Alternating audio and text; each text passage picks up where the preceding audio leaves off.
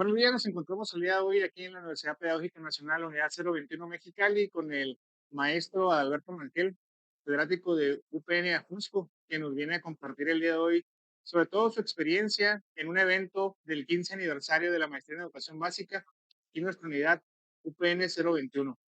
Le damos la bienvenida al maestro. Maestro, bienvenido a Muchas nuestro programa. gracias, gracias, gracias. Quisiéramos comenzar entrevistándolo. Primeramente, ¿cuál es su opinión al respecto de este programa, la Maestría en Educación Básica, estos 15 años de trayectoria? ¿Cómo ve este programa? ¿De dónde surgió?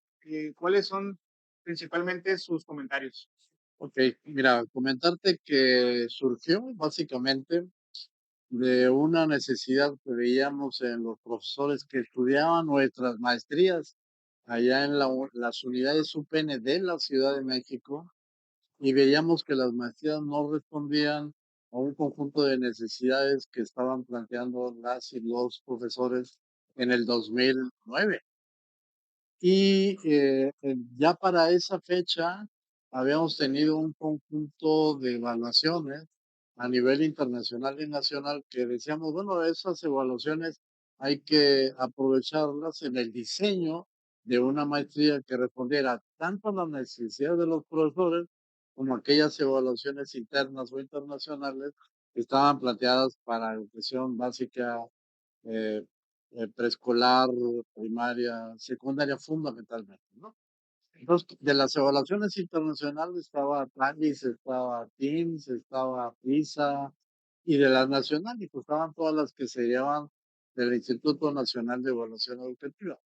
Y de tal suerte que conjugando las problemáticas que planteaban los profesores de las maestrías o de licenciaturas que teníamos para formación de profesores, y las pruebas internacionales, empezamos a hacer un diseño de esta maestría en educación básica. Nos encontramos con dos cuestiones. Una, que había que empezar a modelar una, digamos, estructura pedagógica distinta para poder impactar realmente en el salón de clases. Y ahí abordamos de la parte del diagnóstico un conjunto de competencias que iban respondiendo una a una las diferentes problemáticas que nos planteaban tanto las evaluaciones internacionales como las necesidades de los profesores.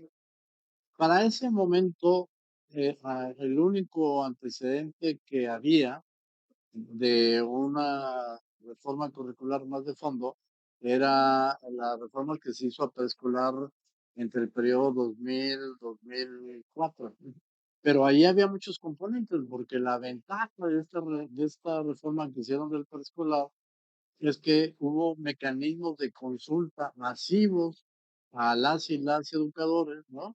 Y pues te daban muchos resultados. Total que de ahí derivamos una problemática y empezamos a hacer el diseño. ¿Esto qué quiere decir?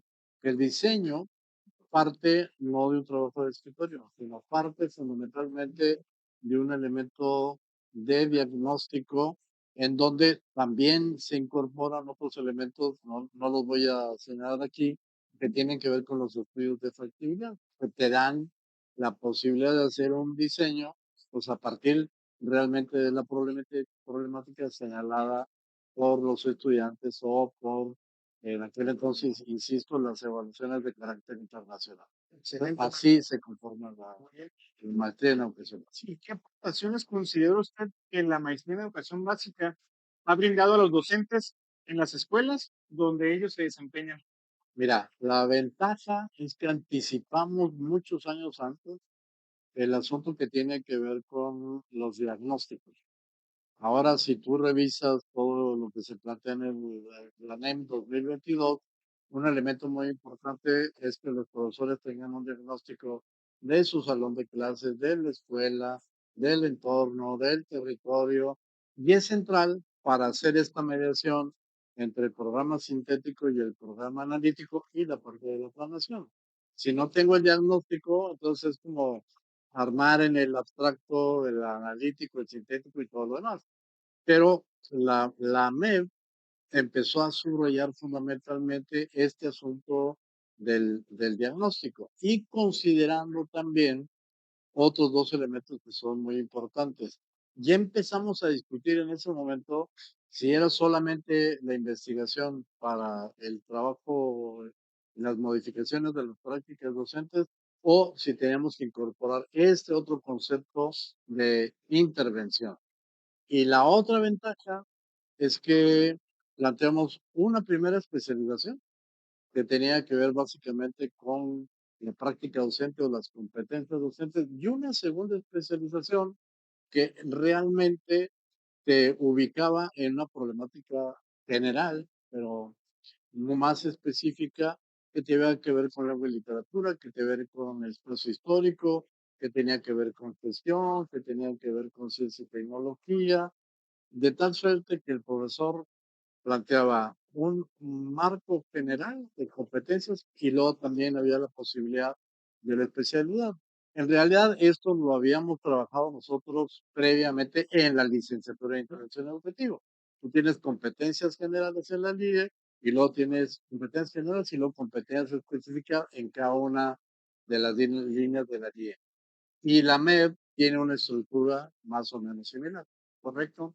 ¿Qué mensaje compartiría a los egresados que ha formado parte de estas 15 generaciones de la maestría en educación básica? Pues yo diría que lo que hay que hacer es que los propios egresados inviten a otros colegas primero a que participen de este programa de formación que ofrece la unidad de Mexicali y muchas unidades en el país, porque es un espacio de oportunidad realmente para poder cambiar nuestras prácticas docentes y hacer un mayor sentido de lo que es la nueva escuela mexicana. Entonces, pues la invitación estará abierta a que hagan esa invitación, pero también a que en sus propios espacios escolares, en sus consejos técnicos, en sus comunidades de práctica, ahí donde estén los profes, pues puedan impulsar todas aquellas herramientas que él les proporcionó la propia maestría en educación básica, pues para ir mejorando todos los procesos educativos de su escuela o de la zona escolar en donde estén ubicados nuestros egresados. Muy bien, maestro. Y pensando en estos nuevos retos educativos, esos desafíos, ¿qué competencias considera indispensables para que los docentes del presente y del futuro tengan? Mira, hay como varios retos. Uno, lo primero es una comprensión integral de lo que es la nueva escuela mexicana. A mí me parece que no basta con que nosotros los maestros definamos qué es un programa sintético, analítico, qué es un diagnóstico, qué es la estructuración de la propia educación básica, sino que lo que hay que hacer es una comprensión global y luego ya ir comprendiendo cada uno de los diferentes componentes que se han venido trabajando en la nueva escuela mexicana y fundamentalmente yo diría, una vez que uno comprende el concepto general de la NEM, entrar al terreno de la práctica. Es decir, lo que tenemos que ver es cómo desplegamos cada uno de los componentes de la nueva escuela mexicana en el terreno de la práctica docente. Y a mí me parece que ese es un gran reto.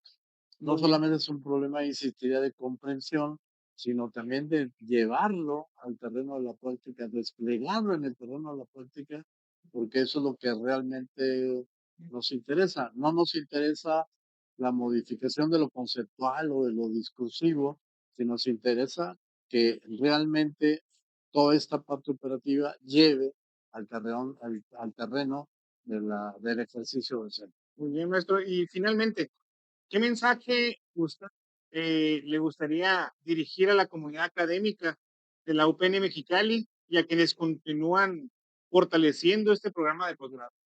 Pues nada, que ahí hay que plantear siempre una actualización.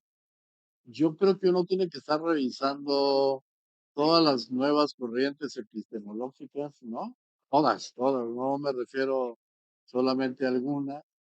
Pero luego también algo que me parece muy importante es que uno tiene que, ahora sí,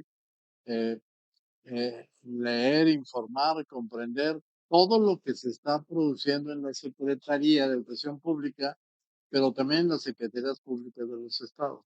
Muy bien. Me parece que si nosotros no nos informamos en términos de lo que está haciendo y desplegando la propia secretaría, no, de repente se nos vuelve muy complicado. Yo creo que hay muchos recursos, no solamente los que se han producido ahora con la reforma 2022, sino también hay recursos que vienen de la historia de la propia secretaría y yo diría de los propios maestros, muchos materiales de carácter pedagógico que que buscar llevarlos al salón de clases, pues, para darle sentido y concreción a todo lo que está planteado en lo que se despliega como programa sintético, como programa analítico o como proyectos de aula escolares o comunitarios.